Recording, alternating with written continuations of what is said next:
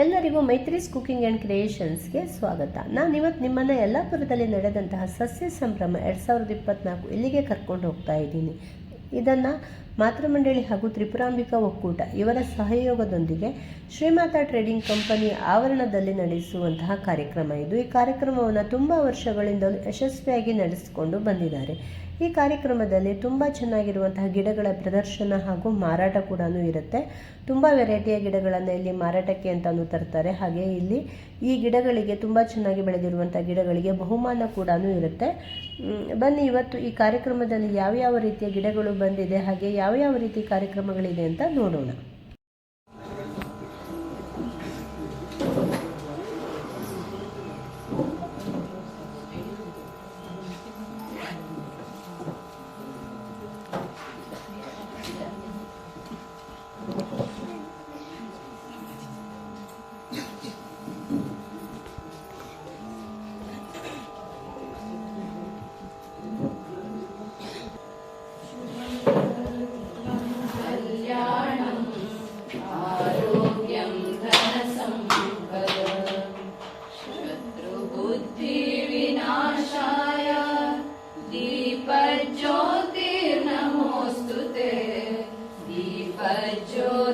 ज्योतिर्नमोस्तुते शुभं कुरु त्वं कल्याणं आरोग्यं धनसम्पदः शत्रुबुद्धिविनाशाय ज्योतिर्नमोस्तुते.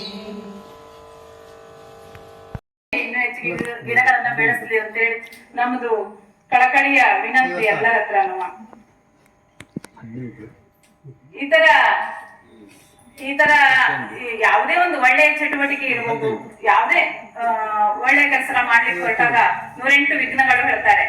ಕೆಲವರಿಗೆ ಫೋಟೋ ಸ್ಟೇಟಸ್ ಇದೆ ಮುಖ್ಯ. 8 ವರ್ಷಗಳ ಹಿಂದೆ ಬೇರೆ ಎಲ್ಲ ಕಡೆ ಮಾಡ್ತಾರೆ, ನಾವು ಯಾಕೆ ಮಾಡಬಾರ್ದು ಇಂತಹ ಒಂದು ಪ್ರಯತ್ನವನ್ನ ಅಂತ ಹೇಳಿ ನಾವೆಲ್ಲ ಸೇರಿ ಮಾಡಿದಂತಹ ಒಂದು ಕಾರ್ಯಕ್ರಮ.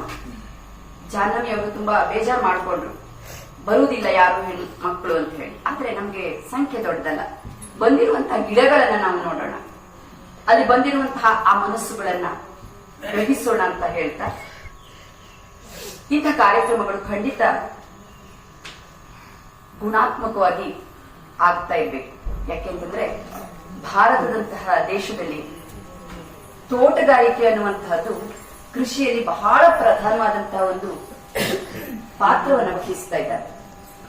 ಇವತ್ತು ಕೃಷಿ ಆದಾಯದಲ್ಲಿ ಹೆಚ್ಚಿನ ಭಾಗ ತೋಟಗಾರಿಕೆಯಿಂದ ಬರುವಂತಹದ್ದು ಅನ್ನುವಂಥದ್ದನ್ನ ನಾವು ಗ್ರಹಿಸ್ತೇವೆ. ಹಾಗಿದ್ರೆ ತೋಟಗಾರಿಕೆ ಯಾವಾಗ ಇಷ್ಟು ಆಸಕ್ತಿದಾಯಕವಾಯಿತು ಅಂತಂದ್ರೆ ನಮ್ಮ ಮಹಿಳೆಯರಲ್ಲಿ ಅಕ್ಷರದ ಜ್ಞಾನ ಸಿಕ್ಕಾಗ.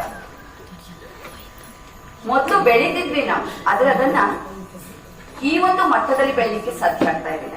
ಎಲ್ಲಿ ಒಳ್ಳೆಯ ಗುಣಮಟ್ಟದ ಗಿಡ ಸಿಗ್ತಾ ಇದೆ, ಎಲ್ಲಿ ಒಳ್ಳೆಯ ಗುಣಮಟ್ಟದ ಗೊಬ್ಬರ, ಸಾವಯವ ಗೊಬ್ಬರ ಸಿಗ್ತಾ ಇದೆ, ಅದನ್ನು ತರಿಸ್ಕೊಂಡು ಇರುವಷ್ಟೇ ಜಾಗದಲ್ಲಿ ಹೆಚ್ಚು ಪ್ರಮಾಣದಲ್ಲಿ ಬೆಳೆಯುವಂತಹ ಒಂದು ಪ್ರಯತ್ನ, ಇದನ್ನು ನಮ್ಮ ಮಹಿಳೆಯರು ಮಾಡ್ತಾ ಇರೋದು ತುಂಬಾ ಶ್ಲಾಘನೀಯವಾದಂತಹ ವಿಚಾರ.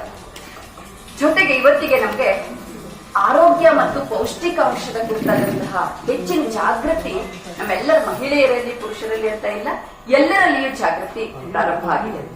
ಆ ಕಾರಣದಿಂದ ಸುಮ್ಮನೆ ಆಲಸ್ಯಗಳಾಗಿ ಮನೆಯಲ್ಲಿ ಕುಳಿತುಕೊಳ್ತಾ ಇಲ್ಲ ಮಹಿಳೆಯರು. ಇರುವಷ್ಟೇ ಜಾಗದಲ್ಲಿ ತಾವೇನಾದ್ರೂ ಕೆಲಸ ಮಾಡಬೇಕು, ಒಳ್ಳೆ ಹವ್ಯಾಸಗಳನ್ನ ಬೆಳೆಸ್ಕೋಬೇಕು ಅನ್ನುವಂತಹ ಉದ್ದೇಶದಿಂದ ಇಂತಹ ಪ್ರಯತ್ನವನ್ನ ಮಾಡ್ತಾ ಇದ್ದಾರೆ. ನಾವು ಮಾಡಿರುವಂತಹ ಈ ಸಂಘಟನೆ ತುಂಬಾ ಸಣ್ಣದಿರಬಹುದು, ಆದ್ರೆ ಇದು ಒಂದು ದಿವಸ ಹೆಮ್ಮರವಾಗಿ ಬೆಳೀತಾ ಇದೆ ಅನ್ನುವಂಥದ್ದನ್ನ ಖಂಡಿತವಾಗಿ ನಾವು ರಾಜಾರೋಷಾಗಿ ಹೇಳ್ಕೊಳ್ಳಿಕ್ಕೆ ಸಾಧ್ಯ ಇದೆ. ಆ ಕಾರಣದಿಂದ ಆಗಮಿಸಿರುವಂತಹ ಎಲ್ಲರನ್ನ ಸಹ ನಾನು ಅಭಿನಂದಿಸ್ತೇನೆ. ಇಲ್ಲಿ ನಾವು ಸಾಂಕೇತಿಕವಾಗಿ ಕೆಲವರನ್ನ ಮಾತ್ರ ಗುರುತಿಸಿ ಬಹುಮಾನವನ್ನ ನೀಡಿರಬಹುದು, ಆದ್ರೆ ಮುಂದಿನ ದಿವಸಗಳಲ್ಲಿ ದಯವಿಟ್ಟು ಸಾವಯವ ಕೃಷಿ ಅನಿವಾರ್ಯ ಹಾಗೂ ಅವಶ್ಯವಾಗಿದೆ.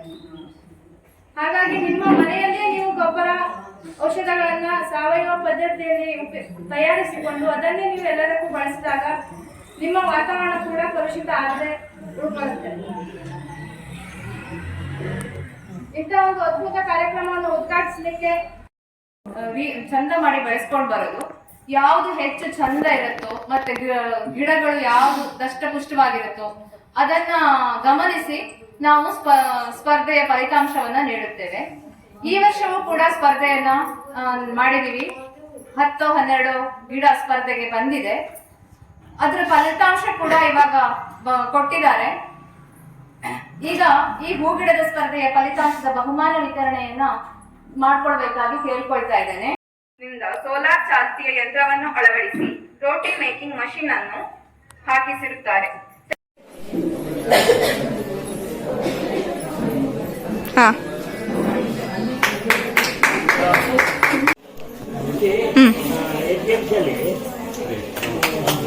ನಿಮ್ಗೆ ಒಳ್ಳೆ ಸ್ಟಾಲೆ ಕೊಟ್ಟಿದ್ವಿ ತಗೊಂಡೋಗ್ಲಿಲ್ಲ ಯಾವ್ದು ಬೇಕಾದ್ರೆ ನೋಡಿ ಬದಿಗೆ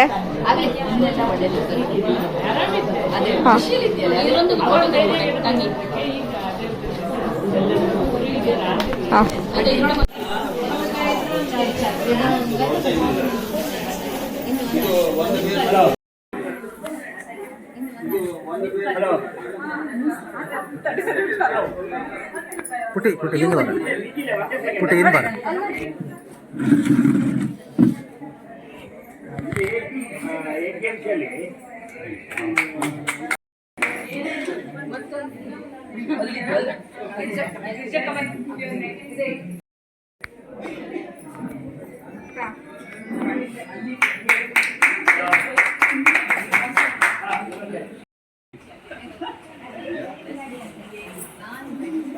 Yesterday we went to the tea room. This is the